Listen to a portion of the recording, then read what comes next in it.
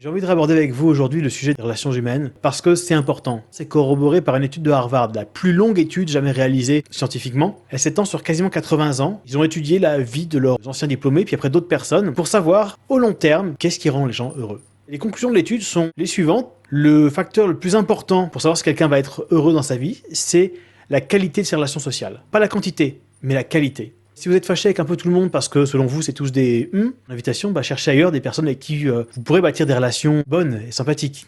Si vous avez déjà des relations suffisamment bonnes avec des gens à qui vous tenez, comment on peut faire pour que ces relations soient encore meilleures? J'ai perdu la deuxième partie de cette vidéo, du coup je la retourne en urgence. Donc mon invitation aujourd'hui, c'est prenez soin des relations qui sont importantes pour vous. Et si vous évitiez de faire des trucs qui la malmènent, qui la détruisent? Alors un truc violent par exemple, c'est de ne pas respecter l'expérience du monde de quelqu'un, sa perception des faits, mais aussi sa sensorialité ou ses émotions. Par exemple, je sais pas, votre conjoint vous dit demain j'ai une réunion, je suis un peu anxieux par rapport à ça. Si vous lui répondez écoute, fais pas ta chochotte, les réunions c'est rien, on y survit, vous êtes en train de nier totalement ce qui se passe pour cette personne. Vous lui dites en gros, c'est pas légitime, ce que tu ressens c'est de la merde, alors qu'en fait c'est là. En fait vous êtes en train de couper le pont en ne la reconnaissant pas là où elle est. Autre catégorie de choses qui est particulièrement violente et qui détruit la relation, une des plus grands classiques, tous les cas où on force quelqu'un à faire quelque chose contre son gré. Je pense en particulier à deux cas, les enfants et le management. Genre quand votre chef vous file un truc débile à faire, vous savez que c'est totalement contre-productif, mais on dit faut le faire. Le fait de forcer quelqu'un à faire quelque chose, ça va très bien avec l'impératif. Je vous invite à surveiller l'utilisation de l'impératif dans votre langage.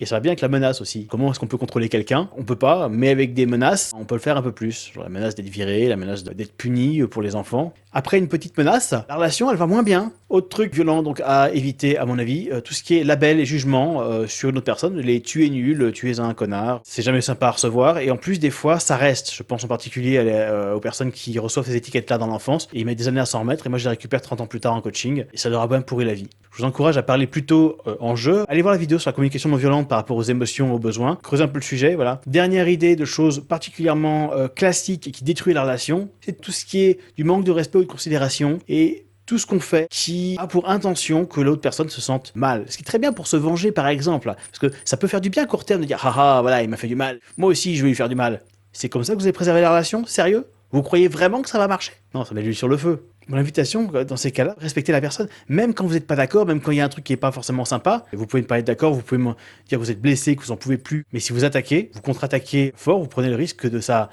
parte en cacahuète, quoi. Donc voilà, on a exploré ensemble quelques idées de quelques classiques de la violence relationnelle, donc des trucs que je vous conseille fortement de ne pas faire, ou de faire au minimum dans la mesure de vos possibilités. Donc mes questions pour finir, c'est lesquelles de ces choses vous pratiquez et avec qui? Et comment vous pourriez vous y prendre autrement? Et je vous file aussi un truc, quelque chose qui peut vous sauver la mise dans pas mal de situations difficiles, conflictuelles. Quand vous avez un conflit avec une personne et que vous êtes tous les deux en difficulté, ma proposition c'est écoutez en premier. Offrez à l'autre personne la possibilité d'être comprise par vous. Je sais, c'est pas forcément évident de se mettre de côté en attendant. Ça lui fera du bien de se sentir entendue, d'être comprise. Ça désamorcera un peu de l'émotion qu'elle a. Et en plus, ça vous donnera des chances, vous aussi, d'être entendu dans votre message par la suite. C'est tout pour aujourd'hui. Je vous dis à demain.